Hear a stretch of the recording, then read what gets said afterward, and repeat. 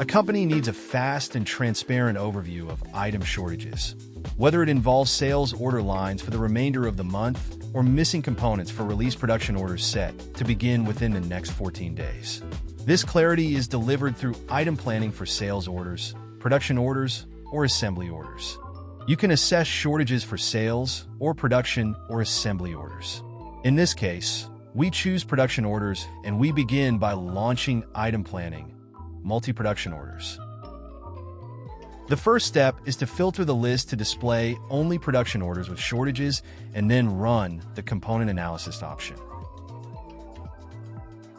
To the right, we see all of the rows are selected as having a shortage. Therefore, we go to the component analysis option. This generates a list of all components required based on the applied filters.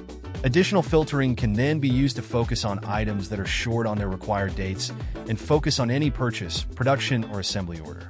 The planner can then utilize the analysis to get a quick view of when the stock gets negative. The planner here can see we can't deliver 224 units of the component PS105. To get an overview of which exact order we can't deliver on, he then clicks on the component and he then gets a list of related production orders.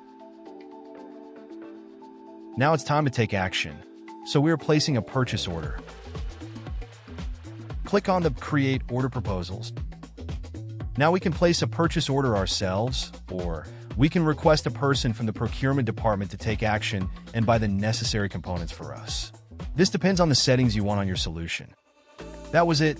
The order has now been placed for procurement.